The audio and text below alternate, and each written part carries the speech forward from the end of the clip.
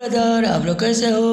मेरा new video में आप लोग का वेलकम है। फिर एक धमाका संग लेके आ चुका हूँ आप लोग के बीच में। जो भाई मेरे गाना को सुनते हो तो और यूट्यूब चैनल को आप लोग सब्सक्राइब करें, लाइक करें, कमेंट करें और मेरे चैनल को इतना शेयर करें कि एक दूसरे के पास जाए और मेरे गाना को लाइन बाय लाइन सुनिए।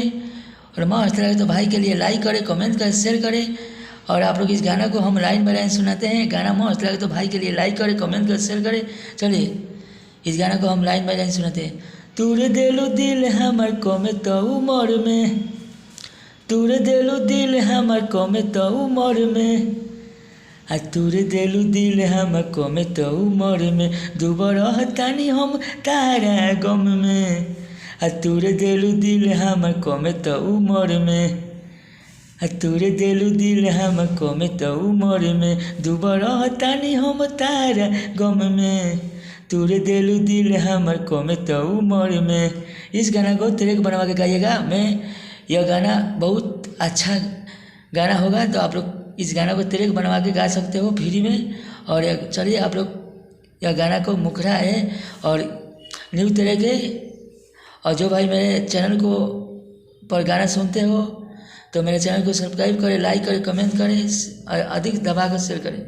चलिए अंतरा सुनाते हैं। अंतरा आप लोग को सुनिए। दोसरा के बन तारू जान दुल्हनिया, दे के चल जाना हम के जहरिया। यहाँ दो बार गाना है। दोसरा के बन तारू जान दुल्हनिया, दे के चल जाना हम के जहरिया। पागल हतानी हम तारा बदनाम में, पागल हतानी हम तारा गम में नाम में, तूरे देलू दिल हमर कमे तो उमर में, तूरे देलू दिल हमर कमे तो उमर में। यह अंतरा बनता, यह मुखरा है। और मेरे चैनल पर यह गाना अपलोड होगा, फेसबुक पर अपलोड होगा। मेरा फेसबुक का नाम बबलू बिजोर है और चैनल के नाम ऑफिशियल बबलू बिजोर। चैनल को सब्सक्राइब करें, लाइक करें, कमेंट करें, शेयर करें। और गाना अभी मैं गाना बहुत दिन से गाना धीरे धीरे लिख नहीं रहा हूँ क्योंकि टाइम नहीं मिल रहा है मेरे को। चलिए अंतर तू सुनाते हैं। बबलू बिजोर के रहलू तरनिया, कोरे के चल गइलू हम के जवनिया। यहाँ दो बगाना है। बबलू बिजोर के रहे दुल्हनिया, कोरे के चल गइलू हमारे जवनिया।